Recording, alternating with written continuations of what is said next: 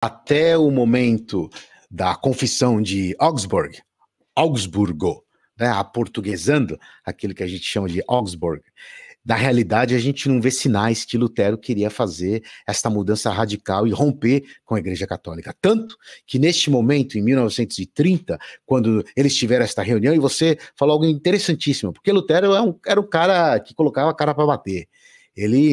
Você ler e sobre a personalidade dele, era um cara que tinha muita coragem, né? E ele tinha um colega, que era o Melanchthon. E, na verdade, esse indivíduo, por isso que a gente, quando fala da reforma, a gente tem que colocar os pingos nos is, porque a gente lembra de Lutero e a gente se esquece de todos esses pré-reformadores, tanto quanto seus contemporâneos. Melanchthon era esse indivíduo com uma mente brilhante, era uma mente extraordinária. Ele era esse indivíduo que trazia a reconciliação entre os diferentes.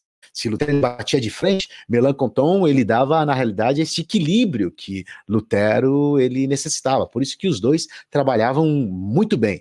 Na realidade, a Confissão de Augsburgo foi basicamente Melanchthon que ele desenvolveu e ele escreveu. E nesse período de muita dificuldade, Carlos I, ele, o rei, né, da parte sacro-romana, né, tentando trazer uma conciliação, mas sendo já católico, ele estava com uma tendência muito mais para os católicos e para a doutrina católica. No entanto, com a Confissão de Augsburgo, onde tentou-se fazer uma reconciliação ou a tentativa de transformação da Igreja Católica, isso não aconteceu, porque a discrepância era radical, as 95 teses que tinha a ver com, a gente sabe, com as indulgências, com as penitências, com a corrupção da igreja. Ora, mais uma vez, a gente está falando desde Constantino, do século IV até o século XVI. Então, muita loucura em nome de Deus, muita coisa horrenda aconteceu em nome de Deus. Avignon foi assim um tapa na cara, né, de tanta monstruosidade em nome de Deus que a gente viu e observou. Portanto, era irreconciliável, de modo que a partir daquele momento, Hugo, a partir daquele momento e até hoje, os luteranos utilizam aquele texto que é a Confissão de Augsburgo como o primeiro texto da fé luterana. O luteranismo se apropriou, não Lutero. Né? Lutero, mais uma vez, ele não sabia que esse movimento geraria o que gerou hoje no século XXI, ou com o luteranismo. Olha só, a revolta dos camponeses saiu, fugiu da mão dele. A gente sabe que houve um momento, Lutero estava ali, simplesmente falando de uma questão espiritual, de uma experiência dele pessoal.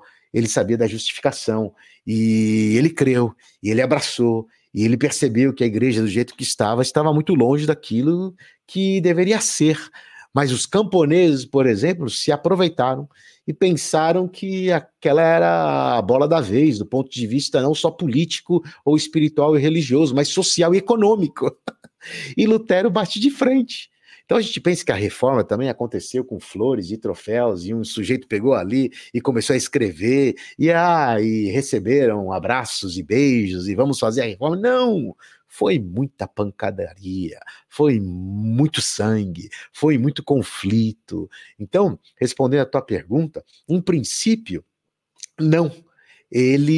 A resposta é não, mas a partir de Augsburgo, certamente existia já esta vertente que depois vai, na realidade, convergir naquilo que a gente conhece e sabe, que é o luteranismo. Mas isso foi em 1530, um dado interessantíssimo, isso foi o bate-papo, né, de Augsburgo, a Confissão de Augsburgo.